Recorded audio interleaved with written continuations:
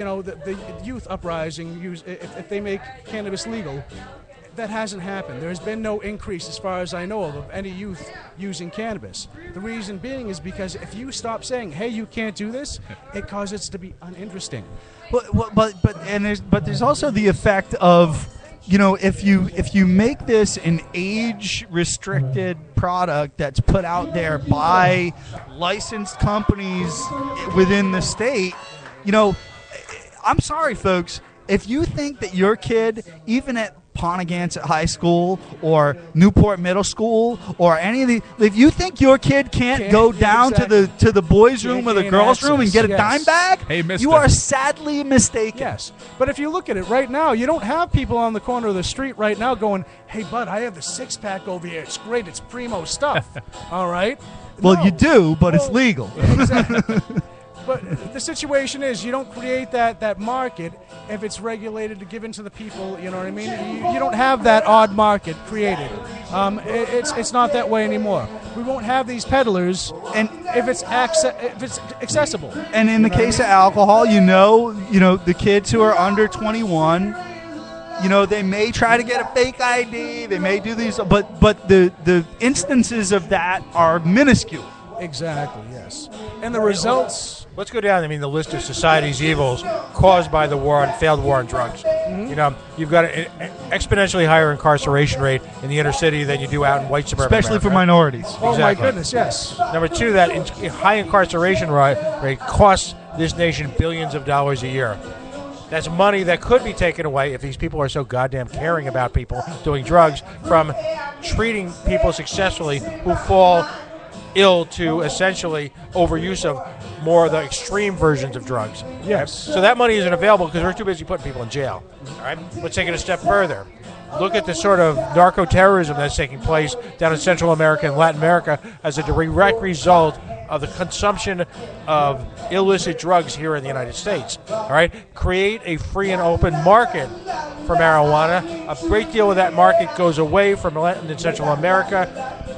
Again, less costs incurred in border patrols, less costs incurred by our armies doing war in places like Colombia. Let's take it a step further. People are not, or far rate of fleeing narco-terrorism areas like Central and Latin America over to the United States. Like Afghanistan. Yeah. Right. Yes. Right. So as a result, the public health crisis that we're starting to see in the inner cities because of illegal immigration is stemmed because those people feel much more safe and feel like they have a future in their own communities back home. So again, layer after layer after layer. The billions of dollars that we spend, all right, in terms of advertising against marijuana when we spend nothing to advertise against the ills of overuse of alcohol consumption. People need to understand that the new laws will not encourage young people to do drugs. And they will still be illegal to do drugs, just like it's illegal for kids to have a beer. And on the flip side, we have an alcohol industry that would have you believe that if you drink alcohol, you will be beautiful and get laid. You'll have a boat. There'll be hot chicks everywhere. Right? It will make you. I was watching, no word of a lie. I don't watch much television. I love movies, but I don't watch much television. I saw a commercial today where it showed, I think it was for like a hard cider. And this, little old lady, Granny, was like, "Hey, can you pass me one of those hard ciders?" And then she looks, the guys look confused, and she says, "What? You don't think I party?" That's perfectly fine. We're supposed to think that's humorous. Grandma's partying with hard apple cider. Yet we cannot talk about cannabis on TV yet. Grandma's partying, kicking her heels back, getting scotched in the back room, all right? That's okay. Filling up with the pens. Yeah, exactly. That's perfectly fine. I mean, what's the rate of domestic violence? Is that the next level of marketing? Depends for the beer shits. Remember, it all leads to beer. The duplicitous layers of ironies, falsehoods, misconceptions, and the bullshit rhetoric that exists out there, again, going back to our earlier argument, it's about control. It has nothing to do with our personal safety. It has nothing to do with our personal well-being. It's all about control. It always has been about control. And the more that we educate, the more that people will realize this, the more everything will turn around. But the thing is, it took a long time it didn't take a long time. It was actually a relatively short time to change everybody's minds about cannabis. They took a name. It's only been illegal in this country since like 1937. Yes, That's exactly. not, in the grand scheme of things, that's not a long time. No. But again, it took a little time to get it to that point. I mean, they had to be some juice pumped into that. They had to change the name to something scary and Mexican, from cannabis to marijuana. Why marijuana? Because marijuana just sounds more intimidating in Mexican. Really? Well, and you know, one of the more creepy things I found recently about how marijuana and cannabis and hemp was illegalized in the country was this testimony that was given to the U.S. Congress at the time that basically said that, you know, white women that smoke marijuana are more likely to sleep with they're black more susceptible. men. Yes, they're more susceptible. Yes, the jazz hipsters. Right. That right. was a big condition. It was, and again, like, I kid you not, this was actual this was testimony legit. given to the U.S. Congress. This was not just, you know, your poster. This was not just, you know, your little blip. This was actual testimony given by our officials saying that this will happen. How incredible! To that, like, because you know when you do smoke marijuana, the women just are all over me. They're all over me. Well, you know, hey, let's be honest. There's some girls, if you got a little bag of weed, they'll be all over you anyway. Well, you know, you've heard of that app called Hi There? So let me introduce the guy who's on the mic right now. It's Rhodes Pierre, right? And he is from Canacare, Rhode Island. No, Canacare Docs.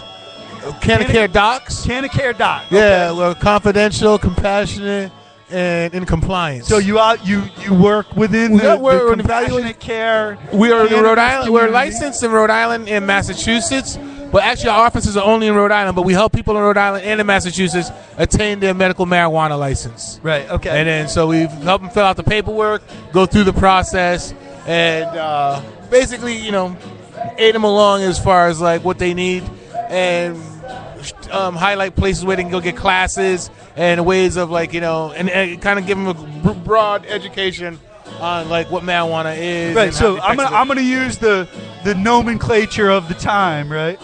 You're not a dope dealer. No, we are not dope dealers. You're a facilitator. You're somebody that helps people work their way through the legal medical cannabis. the process of actually attaining a medical marijuana license. That is So correct. it's consultation, basically, for one. Consultation and assistance and Yes. education. Exactly. Fantastic. Yes. That's fantastic. That's exactly what it is. And then we have like lots of locations for people's convenience, like Boston, Worcester, Brockton, Seekonk, Springfield, and we have a location coming in Quincy. So we encourage people to get there once they get their license to learn to grow or produce their own. And if they're not into the producing or growing their own, we provide them avenues or means for them to find their own providers and caretakers. I mean, what you're doing is basically giving people access to medicine. Yes, absolutely. We hear so many stories, and like I always talking to the company, somehow or another we should kind of get a testimonial page or something going so people can actually see people telling them their own true life stories. Like, hey, this is my life. This is the reason why I use it. This is the benefits for it. I'm not using it to get high. I'm using it because it helps me function day to day, and it provides a relief.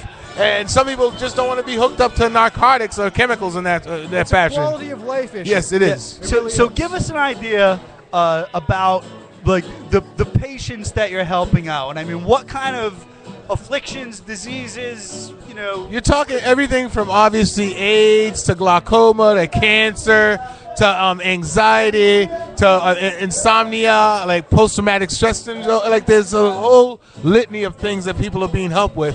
Like, again, if you go on YouTube or you go Google it, you can encourage people to do their own research. That's what we always try to do.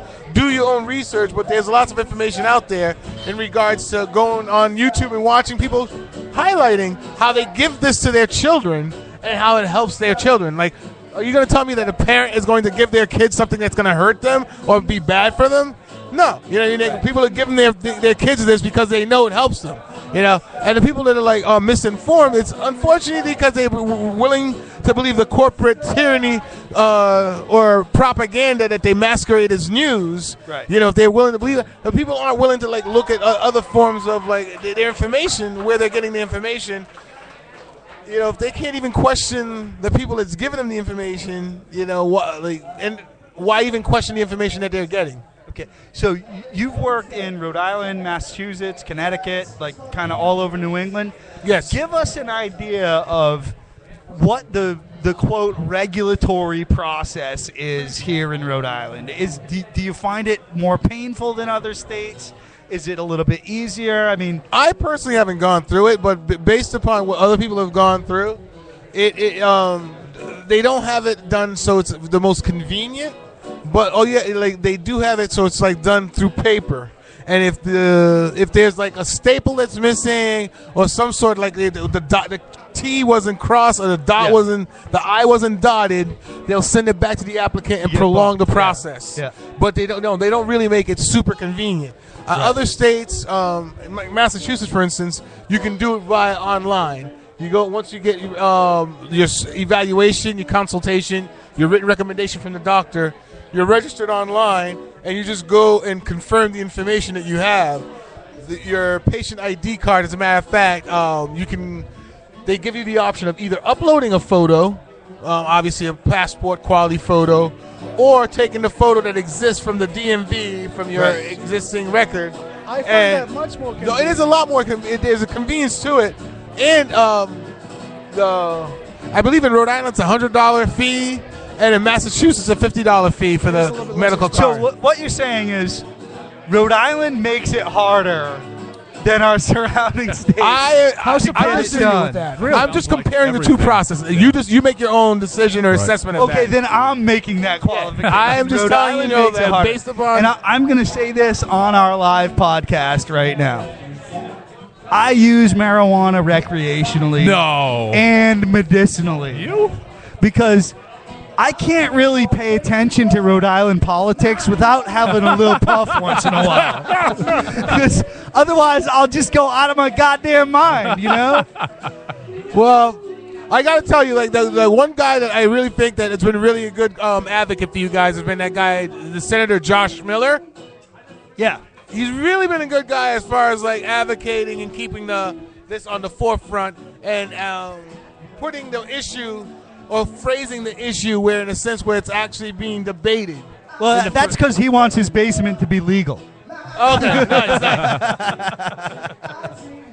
He's a good brewmaster, isn't he? As well. Well, he started Trinity Brew Pub some of the here best in the city of nachos in Providence. Rhode Island. Exactly. And he and his wife actually own Local 121 as well, which is big great into location local as well. food and sustainability, Well, I mean, like, which is another admirable thing. And the to thing me, is, for it's sure. like he's a great employer. Like everyone that works for him, everyone loves this guy. Like everyone I've spoken to, there's not a bad thing you can say about the guy. Unless you're a gun owner. You know? Then No, well, not the so thing- much.